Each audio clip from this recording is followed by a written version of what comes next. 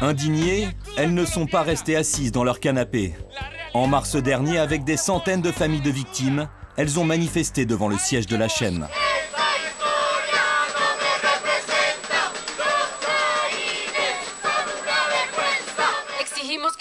Nous exigeons que la série ne soit plus diffusée, qu'elle ne soit pas vendue à d'autres chaînes et qu'on nous donne du temps pour rétablir la vérité face aux mensonges de la série. Pendant plusieurs semaines, la polémique va faire la une des journaux et provoquer un débat national. Nous parlerons de la controverse qui secoue le pays au sujet de la série Los Tres Caïnes. Nous ne sommes absolument pas prêts pour raconter cette histoire, car c'est trop récent. Les victimes des Castaño sont encore vivantes. Les plaies sont encore ouvertes. Des marques comme Nestlé ou Suzuki vont même jusqu'à retirer leurs spots de pub. Au total, une dizaine d'annonceurs boycottent la série. Allez, venez, on se dépêche. Campagne colombienne. Entraînement de paramilitaires dans une villa de luxe. On pousse. En bas. En haut. Mais ce jour-là, c'est pour de faux. Ça tourne! Action! Nous sommes sur le tournage de Los Tres Caïnes, les 3K1, la série la plus regardée en ce moment en Colombie. Cette telenovelas raconte l'histoire des frères Castaño, une famille de criminels à la tête de la plus importante organisation paramilitaire d'extrême droite en Colombie. Il faut que tout le monde sache que tu es la personne dont le pays a besoin. Créés dans les années 80 par les propriétaires terriens et les narcos pour lutter contre les FARC, les paramilitaires sont responsables de plus de 100 000 morts en Colombie. Ces escadrons de la mort se sont autodissous en 2006. C'est cette page sanglante et toute fraîche de l'histoire que la chaîne RCN vient de rouvrir. 75 capítulos, donde la acción y la pasión no tendrá límites. Tres Caïnes. Une version qui mélange testostérone et parfum à l'eau de rose. Cette mise en scène style feu de l'amour, où le bourreau fait des risettes, ça ne passe pas chez les familles de victimes. Le père de Maria José Pizarro a été assassiné par un paramilitaire. Ça, c'est l'assassin de mon papa. Il discute avec sa mère. Son père était un homme politique de gauche tué alors qu'il faisait campagne pour l'élection présidentielle de 1990. L'événement est raconté du côté du tueur. En bon garçon, on le voit dire adieu à sa mère avant de partir en mission. Selon Maria José, le scénariste a délibérément choisi son camp. Là, on voit encore la mère de l'assassin en train de pleurer. À aucun moment, on ne nous voit. Nous, les familles. Nous, on nous arrache notre humanité et au contraire, le tueur, lui, il l'humanise. Le meurtre a été commandité par Carlos Castaño, le héros de la série. La liste de ces assassinats ciblés compte plus d'1 millier de politiques de gauche. Les maris de ces deux femmes sont également tombés sous les balles des paramilitaires. Selon elle, la série manipule l'histoire. C'est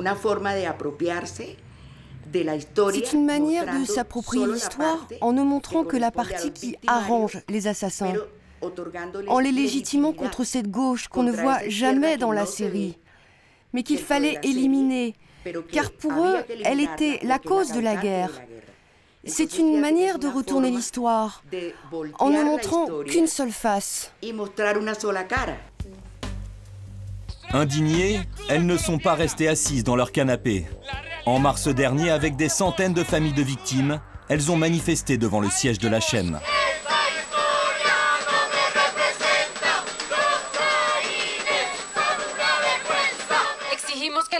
Nous exigeons que la série ne soit plus diffusée, qu'elle ne soit pas vendue à d'autres chaînes et qu'on nous donne du temps pour rétablir la vérité face aux mensonges de la série. Pendant plusieurs semaines, la polémique va faire la une des journaux et provoquer un débat national. Nous parlerons de la controverse qui secoue le pays au sujet de la série Los Tres Caïnes. Nous ne sommes absolument pas prêts pour raconter cette histoire, car c'est trop récent. Les victimes des Castaño sont encore vivantes. Les plaies sont encore ouvertes. Des marques comme Nestlé ou Suzuki vont même jusqu'à retirer leurs spots de pub. Au total, une dizaine d'annonceurs boycottent la série. Acculé, le scénariste va devoir s'excuser lors d'une cérémonie d'hommage aux victimes organisée au Congrès.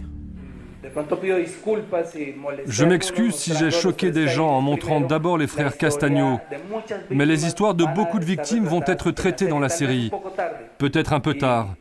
En ça, j'ai sûrement manqué de tact. De son côté, la chaîne refuse de céder face à la protestation. Le tournage continue.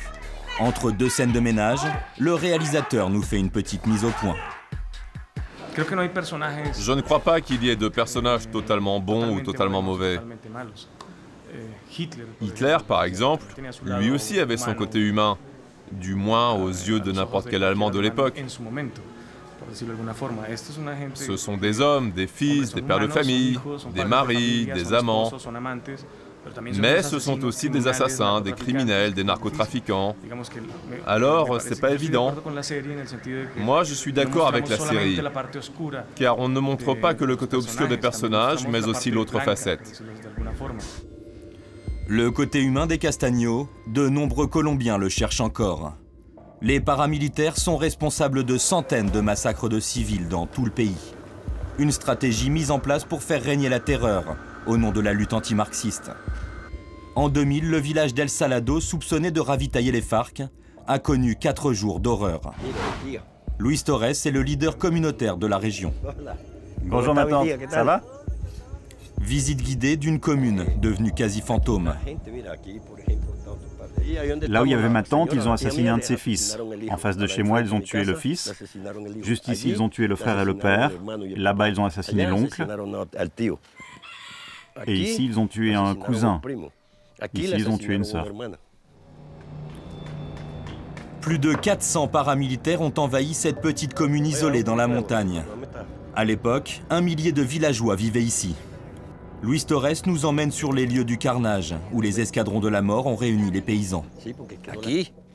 C'est exactement là qu'ils ont tué les gens. Il les alignait là-bas, il comptait 1, 2, 3 jusqu'à 13 et il disait « toi tu viens », il le prenait et il l'exécutait. Sur ces images tournées à l'époque par l'armée, des flaques de sang sur le terrain de sport. C'est ici qu'une trentaine de villageois ont été tués, la plupart torturés. D'abord, ils ont pris tous les enfants pour leur montrer comment on tue un guerriero. Ils avaient des couteaux et des pics à glace. Avec ça, ils tuaient les gens. Là, juste ici, il y avait un orchestre avec des tambours et des accordéons qui jouaient pendant que les autres étaient là en train de massacrer. Ici, il n'y a eu aucun combat. C'était un massacre, une boucherie. Alors forcément ici, pas question de regarder ces bourreaux à la télé dans un soap-opéra. Lorsque j'allume la télé, si je tombe sur la série, au bout de 5 minutes, j'en peux plus. Ça me fait trop mal.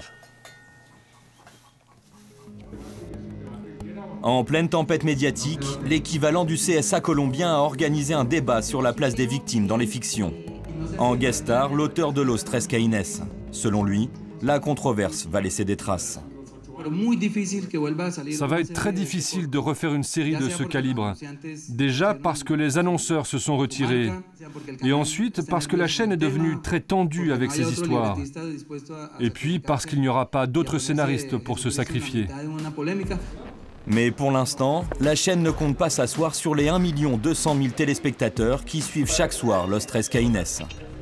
Quant aux victimes, elles attendent toujours de voir si, comme promis par le scénariste, leur histoire aura sa place, aux côtés de celle des frères Castagno.